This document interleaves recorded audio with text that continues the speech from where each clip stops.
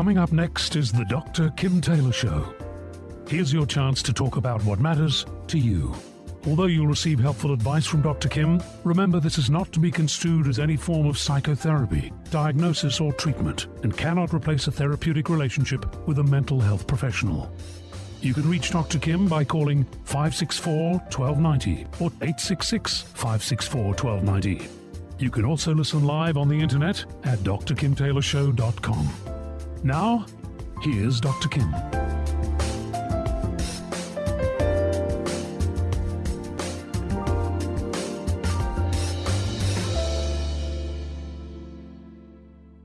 Are some husbands more faithful than others? Are women more generous than men? Today we're talking about the differences between men and women and how the chemicals in our brain can affect how we relate to each other. So there are many differences between men and women. This is especially true when it comes to how we process things emotionally. And both sexes have strong expectations about how their partner should behave. So it's really important to educate ourselves about the basic gender differences which exist between men and women. They are real, they are there, and they're not going away. So how are men and women really different? Well, joining me is Dr. Paul Zak. He is a scientist, an author, and the founding director of the Center for NEUROECONOMICS. His work on oxytocin and its effect on our brain, and therefore our relationships, has earned him the nickname Dr. Love. In general, what we know is that women tend to be in touch with a much wider range of feelings than men, and that we tend to feel them with more intensity. But as a result, many men perceive that women's feelings are perhaps irrational and difficult to understand. Sometimes they even feel threatened by the expression of these feelings in their presence, and then they tend to react by either withdrawing or attempting to control the situation through anger or a display of power.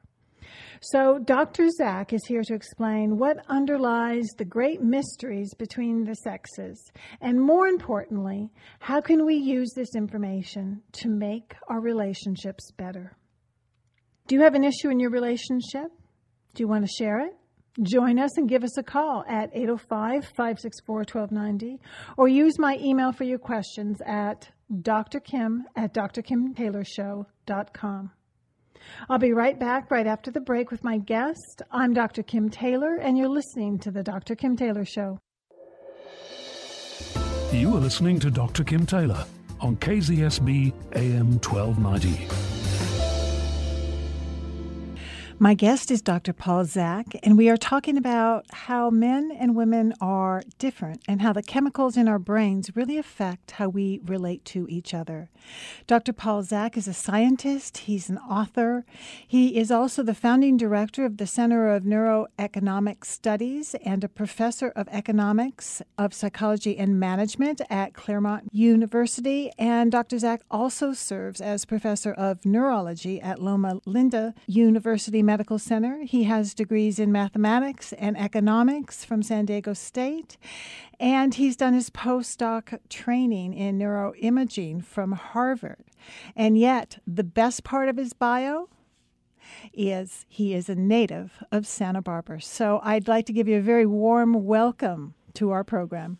Thanks so much, Dr. Kim. So let's just start out here. What are some of the biological differences between men and women besides the obvious? I've been running neuroscience experiments for 15 years, and I found that humans are a fascinating and complicated species. And they're complicated in ways that don't always fall on gender lines, but sometimes do. So we see sometimes in experiments where we measure brain active chemicals that, for example, the highest testosterone person in a session may be a female, and she may be ovulating, she may have a romantic partner, and her behavior may be no different than the other females. Sometimes we find men who are oxytocin super responders. They have this big empathic response when someone treats them nicely, and they're subsequently more compassionate, more trustworthy, and more generous. So we do think of men and women as being separate categories, But I think there's great evidence in neuroscience that those categories overlap substantially. And yet, as you have researched this, that you have come to find out a lot of things about how does this affect just the way the people act, whether it's in a moral way or an immoral way? Yeah, so we began studying this 10, 12 years ago, just asking not whether people told us that they were good or bad or fed homeless people or, saved little puppies on the side of the road, but we tempted them with virtue and vice by putting money on the table and just measured how they reacted to that money involving themselves and other people and measured the neurochemical correlates of that using things like blood draws. And we find that virtually in every experiment we've run, on average, women are more trustworthy, more generous, more compassionate than are men on average, and that can be traced to this brain chemical oxytocin. And so, as you know, oxytocin classically is associated with things like childbirth and breastfeeding. But recent literature from my lab and now a lot of others has shown that oxytocin is a key signaling molecule in the brain that tells us that someone is safe or familiar or trustworthy, and so it motivates social interactions. And women are just better at that than men. So does it show that women are more emotional than men, that they feel things on a different level or more intensely? They're certainly more empathic, but they're also more connected horizontally. So when we run experiments where you can do these sort of share the money tasks and ask, and we tell people very clearly how their decisions affect how much they can make, and their partners are always anonymous because we don't want what I call the cute guy or girl effect, right? Many of these experiments involve college students, and you can imagine if the person across the table from you is a cute guy or girl, of course you're going to be super nice to them. So we do these interactions by computer, but they're real, right? There's real money on the line, 30, 40, 50 bucks, so people take them very seriously. So we do find that women respond to positive social stimuli more strongly than men, both behaviorally and neurochemically, if it's a positive social interaction. But men respond more emotionally to negative social interactions. So in these kinds of tasks, if I don't want to play nice with you, and playing nice means the size of the pie grows and we both are better off, for whatever reason, I don't see you, this is all by computer, I just don't want to share money with you. The less money you share with a man, the bigger his spike in testosterone. And women don't have that response. So the sort of male approach to, you want to play bad with me, I'm going to play worse with you, I'm going to track you down and hurt you. And the female response is, you want to play bad? So what? I'll move on and do something else. So I think this suggests, for example, that women might be much better negotiators in business and international politics because they don't take breaches of expected cooperation so personally. So I think it's too easy to say women are more emotional and men are more rational, whatever that means. I think we're complicated. So let's talk about in terms of, if what you just said is true, which I'm sure that it is, how does that actually affect men and women when they're trying to relate to each other? Because you're saying that in some ways, if the man feels more challenged, he has more testosterone, and with that, what happens? That's right. So we should say for listeners that these neurochemicals, there's around 200 different chemicals that are active in your brain. So your brain is sitting in this big soup of chemicals of which you're not aware, and they are changing second by second. So unless we are aware of how our brains are feeling, how our body states are changing, it's difficult to modulate our behaviors because all this is happening unconsciously and very rapidly. So that's the first thing. So the kind of key results from this 15 years worth of research, number one is that women desire connection and attachment more than men do. So this is the strong oxytocin response. Falling in love is potentially a more powerful experience for women than for men, with some caveats that we'll get to, for example, having to do with things like age. And the second is that men are much more interested in status, in where they stand in the social hierarchy, both with men and with women. And so we see this in relationships all the time where men may feel emasculated if their wife makes more money than they do, or they may not be comfortable listening to what their wife says or their romantic partner. And so, again, I think we can modulate these behaviors, but another kind of key insight for listeners is that sort of shockingly, your brain is a very lazy organ. It's a lazy organ because it's about 3% of body weight, takes about 20% of your caloric intake to run it. So your brain wants to idle most of the time, which means once we're used to doing something, once we have a predisposition to doing something, we sort of stick with that. So changing our behavior is difficult. It's metabolically costly, and so our brain doesn't want to do it. So what is it, as far as the neurobiology, that actually drives our behavior? Gosh, it's this really complicated interplay of all these neurochemicals interacting with our own genetics and our life experiences. And so, all of us who've been on the planet more than, 25 years, know that, it's very difficult to change a romantic partner. He or she kind of is what he or she is. You can change a little at the margins, and that's where therapists like you come in. But you can't wholesale make changes because our brains have this kind of lock-in after we get through adolescence. And so it takes a lot of energy, time, and I think an important trained guide to make those kinds of changes. But I think just being aware of it, if listeners are aware that if I'm a guy and I feel threatened, my response is either to escape or to get aggressive. And I don't really have to do that. That's kind of built into my biology, but I can modulate that. I can just choose to take a breath, to take a walk, to reevaluate that. So these emotional responses, as you know, happen very rapidly, and the cognitive reappraisal of those responses is a much slower program in the brain. So it was John Gray who really talked about that men are from Mars and women are from Venus, and we've got these different brains going on, and that we actually respond in different ways depending upon how the brain traffic flows between the right hemisphere and the left. What do we need to know? What do men need to know? What do women need to know about themselves as well as each other in order to understand the processing that goes on that makes us so different? Mm-hmm. So again, we think of men and women as different, and certainly there are some neuroanatomical differences between men's and women's brains, but there's lots of variety there. And so women tend to be more integrated emotionally and cognitively than men. Men tend to have slightly faster reactions and, on average, better spatial abilities and all kinds of things. That's why, in couples, 90% of the time men are driving and the woman's the passenger. It has nothing to do with necessarily with culture, although that drives some of this. A lot of the spatial abilities, on average, are better.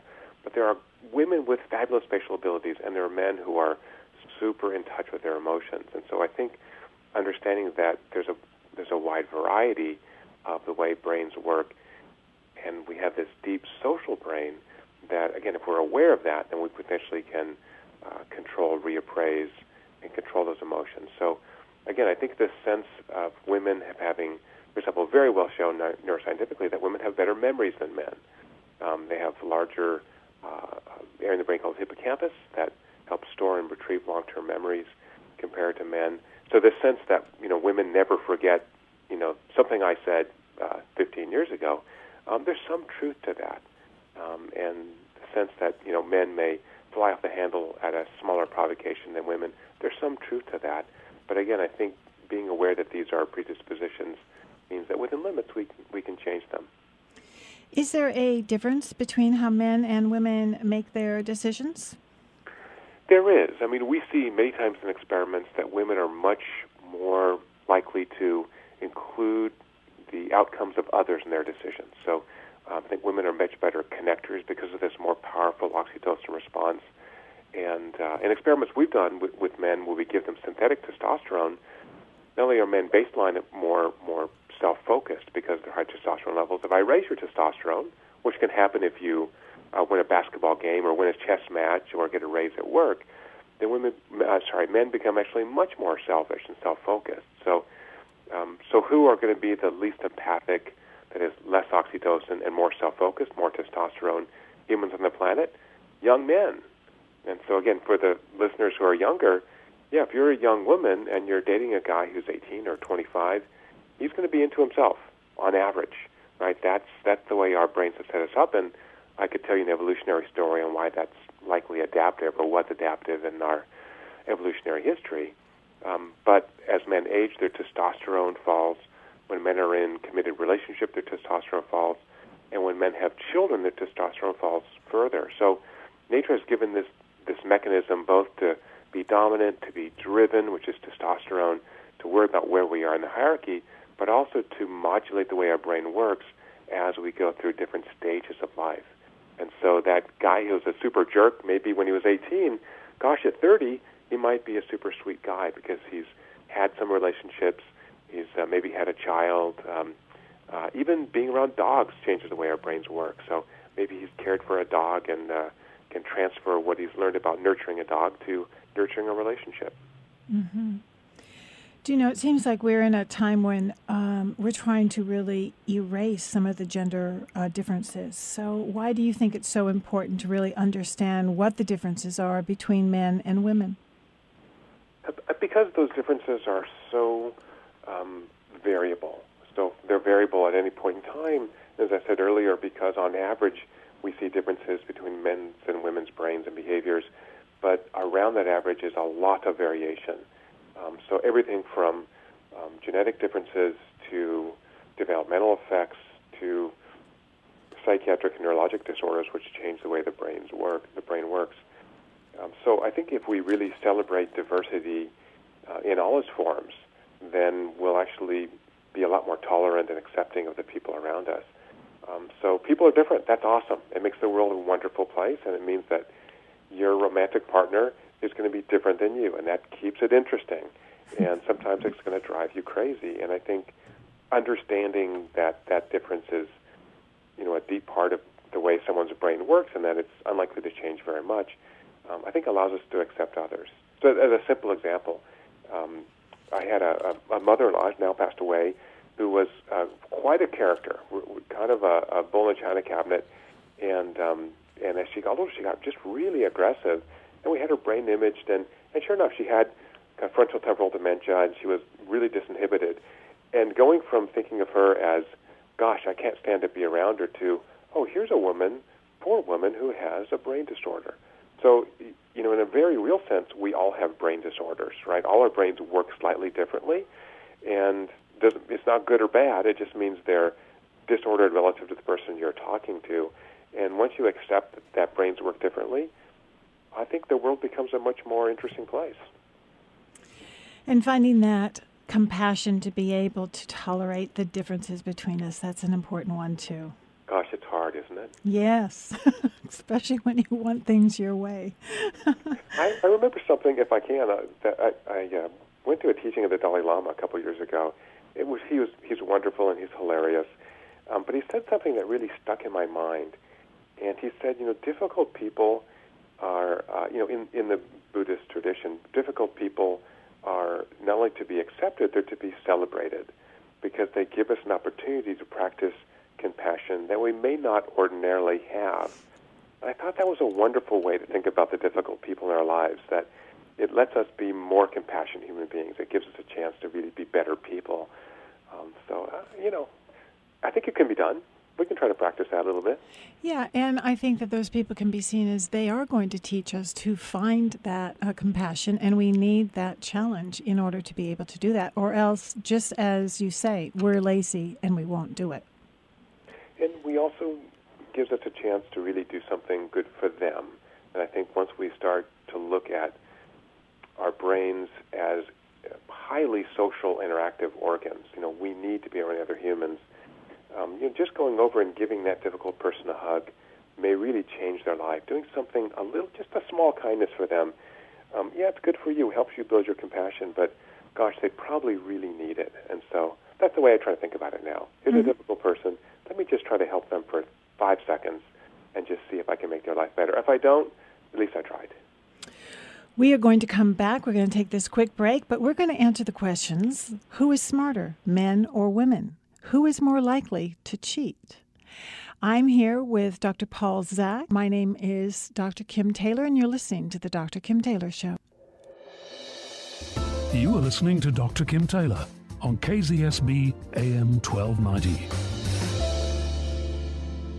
If you are just joining me, I'm talking to Dr. Paul Zak, and he's a recognized expert in the research on oxytocin and the role that this chemical plays in determining who we can trust and the moral choices that we make. He's also an expert on how this creates differences between men and women. So let's start out the question, since I kind of teased with this, is who is smarter, men or women? Gosh, it's the eternal question, isn't it? Yes. So, again, it gets right back to our theme, which is it's complicated. So, on average, there's no IQ difference between men and women, but it turns out that the variance, the spread around that average, is wider for men than for women. So, again, for any women who's dated recently, you'll know there are a lot more dullard men, and there are actually more genius men than there are women. Again, there could be an evolutionary story about that. And those differences are not huge. It's just 1% here and there. But, yeah, if you felt like you're always meeting the doofus guy, it might be true. Okay, I'm not quite sure what they will say about that, but okay. And then who is really nicer, men or women, and why might this be so? It's almost always women, and it's that oxytocin effect. So the way oxytocin works is it makes you feel empathy for others. So what we've shown in experiments over and over and over is that when we stimulate the brain to make oxytocin, or when we give it to people synthetically, both men and women, become much more concerned about the other person's feelings. And since women naturally make more oxytocin than men, they are more concerned about others' feelings, and when you're concerned about others' feelings, you treat them better. So with one exception, which is there's a break on this oxytocin system, which occurs when women are ovulating. So since oxytocin motivates social intercourse, if social intercourse leads to sexual intercourse with the wrong guy, then the woman bears this high metabolic cost of bearing this child. So women are generally nicer than men, except for that week or so when they're ovulating, and then they're a little more standoffish, for good reasons. Maybe that's what we see during that week prior to your period, about when you can be a little less nice than you usually are. Exactly right. Okay, I'm going to be very gentle as I talk about that one. So as a psychologist, I certainly work with a lot of couples, and the question does come up around monogamy. That are human beings naturally monogamous sexually?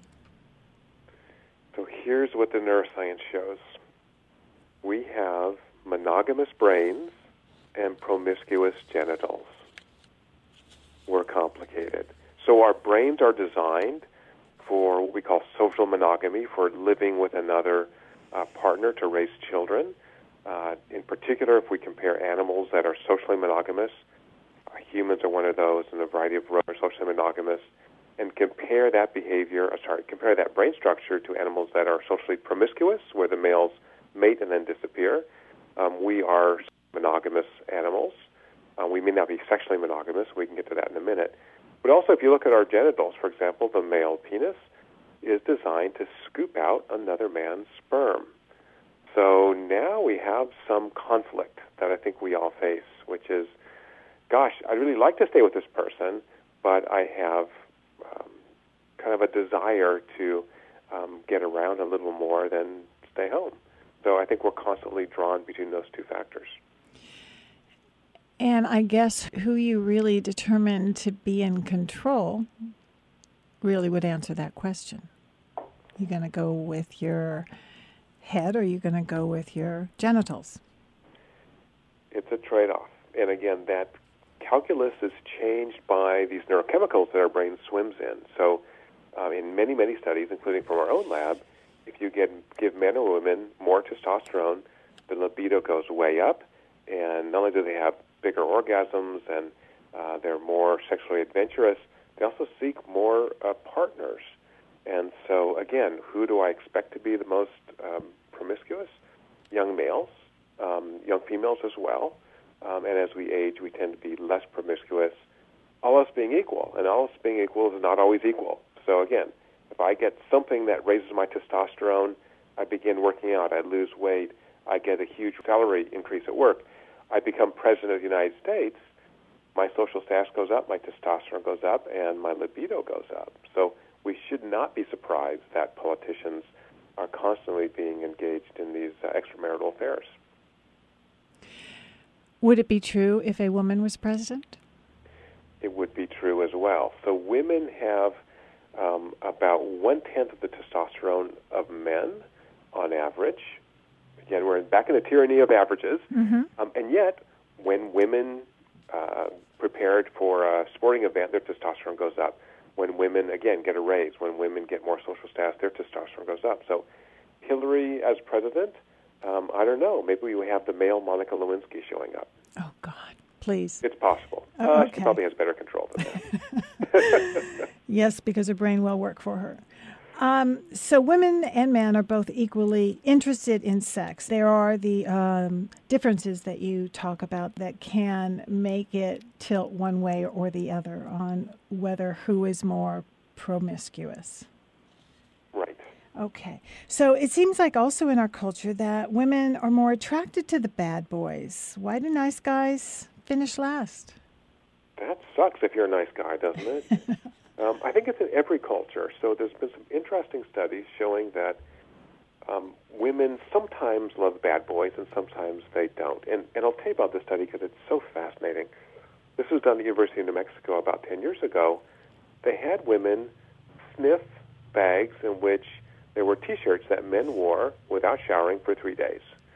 And they found their idea was that the testosterone of these men would somehow come through in the smells or pheromones, and women would like the bad boys. And they found exactly nothing. And then they realized that they hadn't controlled for where women were in their menstrual cycle. So just as we talked about earlier, when women were ovulating, they were less interested in the bonding, the attachment, the oxytocin. They were more interested in finding those super good alpha male genes, and they liked the high testosterone guys for the genes, but the rest of the month they like the lower testosterone, more nurturing, more connecting, nice guys. So nice guys finish last 3 weeks a month. 1 week a month, and 3 weeks a month, they're the guys you want to stay with. Okay, so it really does have a lot to do with the hormones. It does, and again, for women, particularly young women, in which this effect is much accentuated, we should be aware of that, or they should be aware of that, right? That, sometimes I'm really attracted to these kind of wild guys, and they're exciting, but maybe they don't make long-term mate material. So high testosterone males cheat more, they spend less time with their children, if they have children, they go through jobs faster, so they're really kind of all about themselves. Again, testosterone modulates with the strength of relationships and with children and with age. But I think, what we think we want and what's good for us, what we think we want in the moment and what's really good for us long-term may be different things. Okay, so we are all kind of bathing in this sea of hormones, but what you're telling us is that we really should know that they do affect our mating experiences, and we should know how they do that. Yeah, I mean, there's a difference between a one-night stand and a long-term partner. I think, again, we've been on the planet, more than a few years, we figure that out. And I think biologically, biologists call it extra-pair matings, finding that additional sexual partner. There may be advantages to that, but there's also cost to that. So I think biologically, I'm agnostic on whether monogamy or promiscuity is best for humans. I think it varies by which human we're talking about. I'm sure you see that in your practice as well. Yes, and one of the things that I also see, and this is true with young girls too, is that once they have sex with someone, that they start to feel more bonded, and they don't realize that this is actually very true and it's going to happen because of the hormones within their system. And it's a pretty powerful system, but they don't understand kind of the neuroscience of the whole bonding and attachment. So they think they also can go out there and perhaps just have sex, but they don't realize why then they're upset when the guy doesn't call back or when they're not getting more attention from him. He may have moved on because he thought that it was just casual, but to her, she's starting to develop these bonds and this attachment that makes it more difficult for her sometimes. It's so tough, and even for young women, not only have they not experienced this kind of oxytocin surge, but also estrogen increases the brain's uptake of oxytocin. So you have this sort of double whammy in which you're having these sometimes erratic menstrual cycles, estrogen's flying all around, and then you have sex with this guy, your oxytocin goes up, and gosh, you feel like, you're just going to die unless you can see him again. But from the guy's perspective, testosterone inhibits that bonding oxytocin response.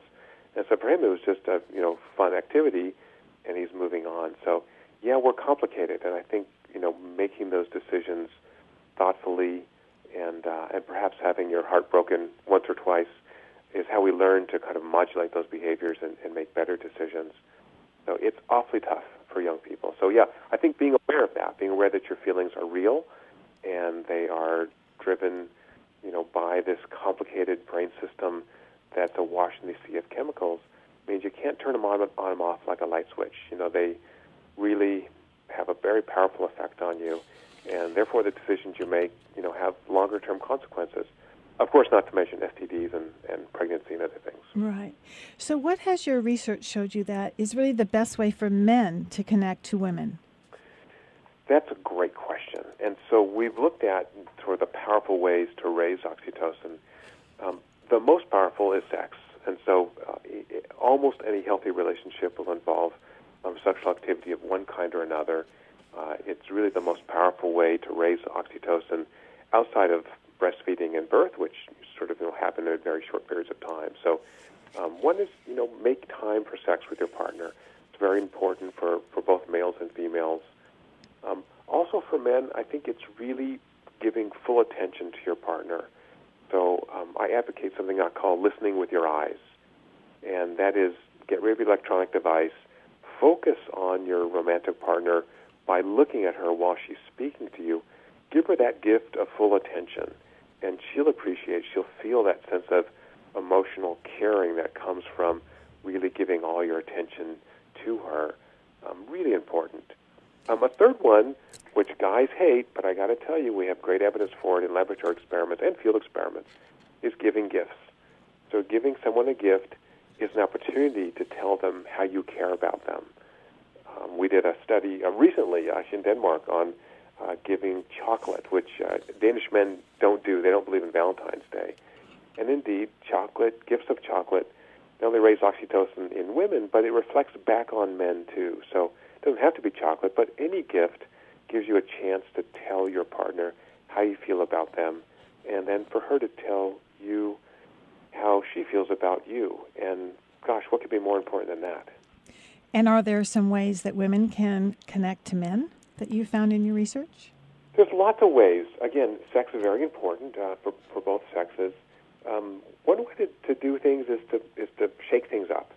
So it turns out that moderate stressors are great stimuli for oxytocin release.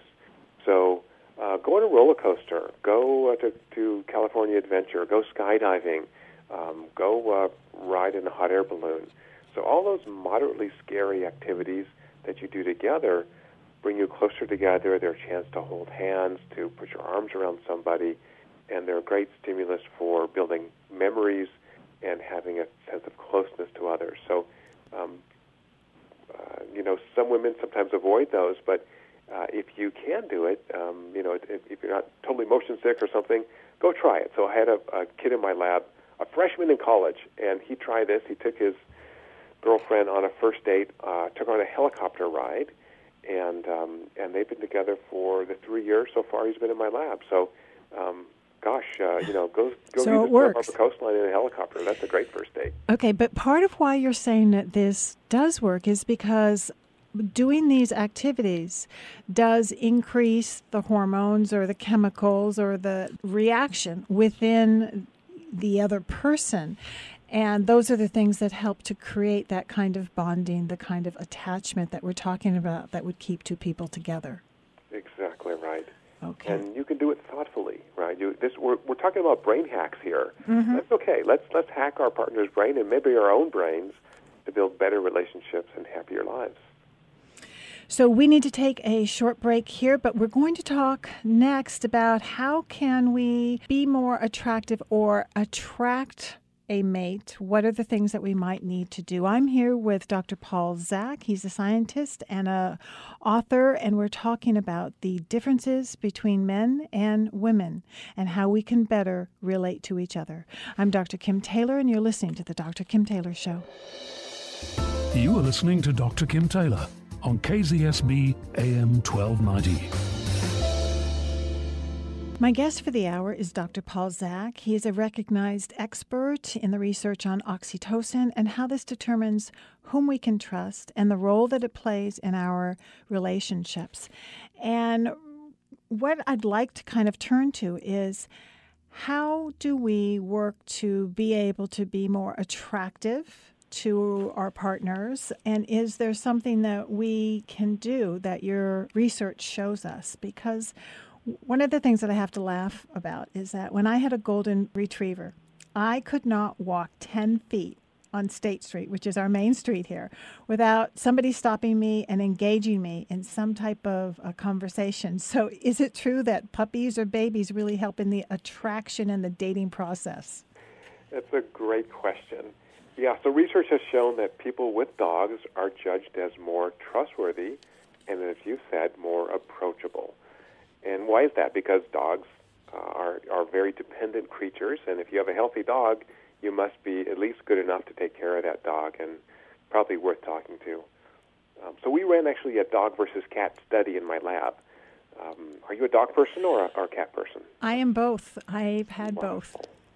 So we had people come in, we drew their blood, had them play with an animal for 10 minutes, drew their blood again, and then asked, does an animal interaction make you kinder towards the humans in these kind of share the money tasks where we can quantify how nice you are to others? And interestingly, we found that when you interact with any old dog, not your dog, but just a nice dog or cat, you don't consistently get oxytocin release. But dogs are better stress reducers, and when your stress is lower, you're nicer to the humans. And so I think there's a take-home right there, which is if you have an activity that reduces your stress, allows you to not be so anxious, then it's easier to connect to others. By the way, interestingly, in this study for the dog people but not the cat people, we found that if you've owned more than 4 dogs in your lifetime, that when you see any old dog, you spike oxytocin like crazy, and then you are the super connector.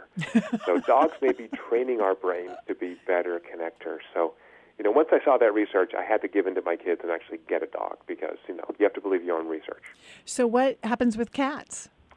Cats are, loner creatures. And it turns out the more cats you have, when you interact with a new cat, your oxytocin goes down in proportion to the number of cats you've owned. So if you had 5 cats, your oxytocin is just dropping like a rock. So, cats really want us all to ourselves. Okay, so now just so I have it clear, and maybe a lot of people out there have it clear, does it mean that because I had a golden retriever, my oxytocin levels went up and so people were attracted to me, or was it because I had a puppy and my puppy activated oxytocin good feelings in the people who were looking at the puppy? It's probably both, right? So you're probably a little more open to that. And that wonderful little puppy is just an opportunity to come up and pet it. And if you weren't a nice person, you wouldn't have a dog and you wouldn't let people pet it. So it goes full circle. So that's a nice thing about oxytocin, by the way, is you can't make your own brain produce oxytocin, or it's very difficult to do that. But it's a gift you can give to others. You can give that gift by giving them a hug or saying hello.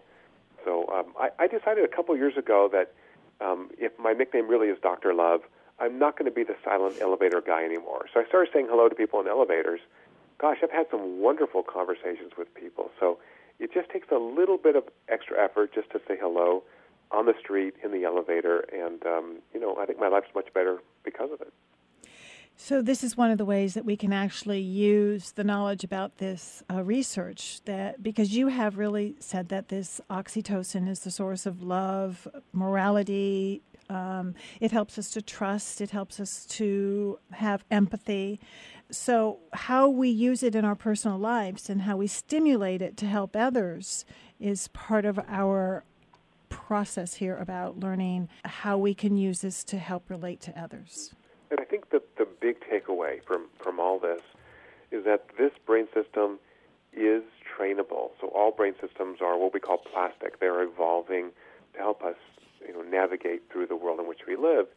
So there's evidence that the more you release oxytocin, the more you connect to others, the more your brain is biased towards releasing it. And we have found in experiments that those who release the most oxytocin after an interaction are, in fact, more satisfied with their lives. And they're more satisfied because they have better romantic relationships, they're closer to their families, they have more close friends, and they're even kinder to strangers in our laboratory tasks. So that's what we really want out of life, right, is very rich relationships. And so oxytocin is the way to get that. Would you please tell us how people can reach you? Sure. Lots of stuff online for free, all the scientific papers, books at pauljzak.com. And just Google me and download stuff and reach out. Okay, and your book title is? The Moral Molecule, The Source of Love and Prosperity. Okay, we have less than a minute here. Any last words? The last thing is, even for the people who are friends, not romantic partners, don't feel afraid to use the L word. Tell them you love them in the philia sense, right? You're in love with them. You love them as a human being. You care about them. You'll help them. I found that just using the word love among my friends and even work colleagues really deepens that relationship. You have to mean it, but they'll know what you mean. Give it a shot. Great. Thank you so much for being with us this evening. Thank you so much for having me. All right. I'll be right back after this short break for some closing comments. You are listening to Dr. Kim Taylor on KZSB AM 1290. Do you know, I, for one, am very happy for all of the differences between men and women. It just makes life so much more exciting. And yes, of course, at times it can make relationships very challenging. But I do believe that this difference exists to balance us out in the end and really to learn how to appreciate the differences between us. After all, we are at our best when we can accept others for who they are and to stop trying to change them as a way to make ourselves more comfortable. Viva la différence, I say. If you would like to contact Dr. Paul Zak, I will post his information on my website at drkimtaylorshow.com. And I want to thank you for joining me. I hope you did enjoy the program. We will be back next Thursday afternoon live at 5. Also, you can go to my past shows, and you can go to iTunes and download them there on the free weekly podcasts, or you can find them on my YouTube channel. Again, just go to my website, and the links are there at drkimtaylorshow.com. And, of course, I want to thank my engineers, Mark Giles and Richard Dugan, for helping me to get this show on the air. So be well until next week, when I'll be right back here at Live. I'm Dr. Kim Taylor, and until then, I want you to remember, nobody else has to change in order for you to feel better. And just like Dr. Love just told us, when you go out and you give a little love and you show a little love, it will make you feel better. So nobody else has to change. See you next week.